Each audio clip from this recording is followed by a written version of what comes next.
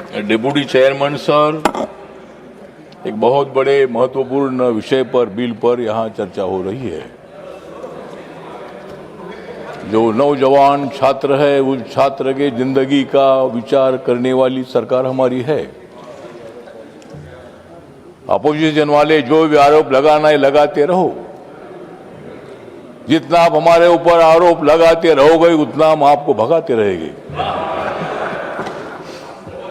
आरोप लगाने की आदत तो होती है, अपोजिशन में तो आरोप लगाना ही चाहिए, इंसाफ को लगता है, लेकिन उसको लोकतंत्र नहीं बोलते हैं। जरूर सुझाव आपने देना चाहिए। नीट को फिट करने के लिए मोदी सरकार ने ये बिल लाया है। नीट को फिट करने के लिए मोदी सरकार ने बिल लाया है और उनकी मांगे पूरी होने के बाद छात्रों ने नरेंद्र मोदी जी के अभिनंदन का गीत गाया है। आप लोगों को मालूम नहीं है? छात्र खुश है, उनको भड़काने का प्रयत्न मत करो। हमने भी लाठी गोली खाई है। हम जब आंदोलन करते थे तब हम भी बोलते थे कि लाठी गोली खाएंगे, फिर भी आगे जाएंगे, और हमारे ऊपर भी बहुत बार लाठियां चलाई गई है। हम भी लाठी नहीं खाते थे तो डिप्टी चेयरमैन सर हम इधर नहीं आते थे। लाठी खाने के लिए हम आगे बढ़ते थे। पुलिस का सामना हम करते थे, तब बीजेपी की सरकार नहीं थी, ये कांग्रेस वालों की सरकार थी। मराठवाड़ा विश्वविद्यालय को बाबा साहब का नाम देने के लिए 17 साल तक हमने मोर्चे निकाले, हजारों मोर्चे निकाले थे।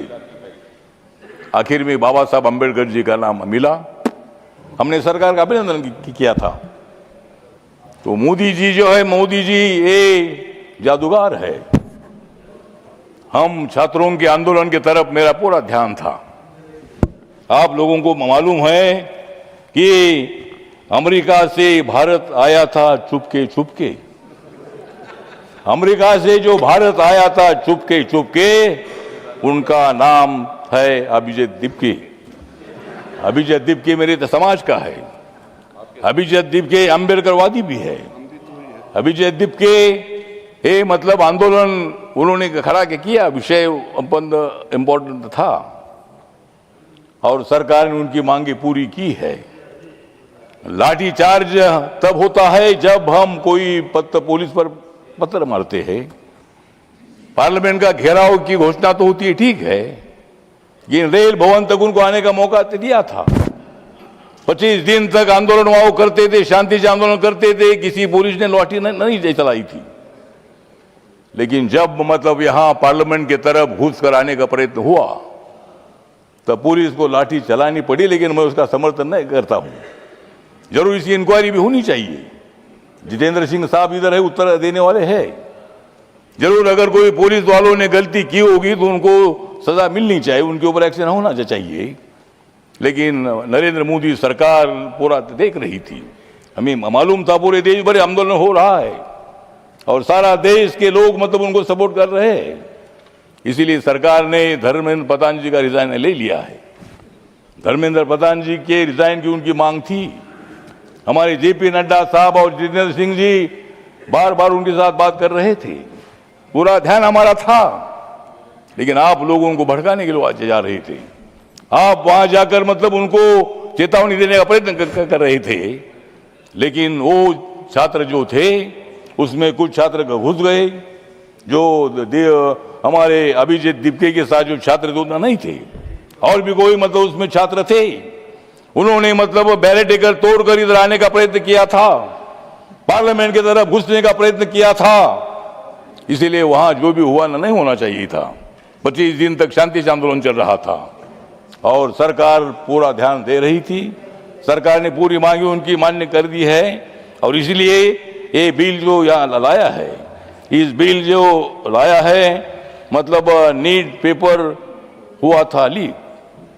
नीट पेपर हुआ था लीक और उस पर चर्चा करने का ये आया है हमारे ऊपर, ये चर्चा करने का ये है वीक।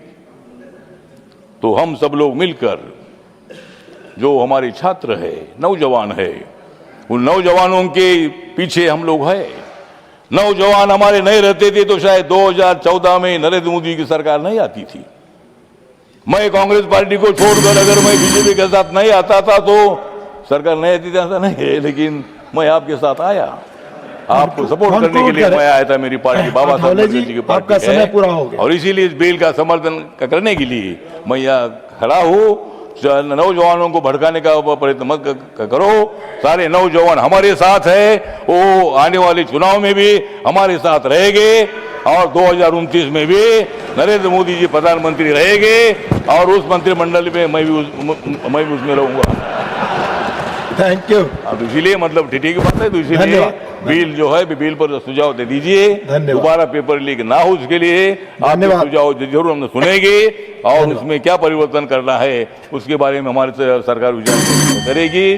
जय भीम, जय भारत। धन्यवाद। माननीय श्री सज्जाद अहमद किचलू जी। और मैं ये भी बताना चाहता हूं सर, मैं जेन जी से भी कहना चाहता हूं कि आपने एक गाना सुना होगा, यही उम्र है कर ले तू गलती से मिस्टेक। तो मैं बच्चों से बताना चाहता हूं, ये पानी की बोतल 10 रुपए की आती है, मगर Instagram free, Facebook free, WhatsApp free, Twitter free, ये फ्री क्यों दिया जा रहा है भाई?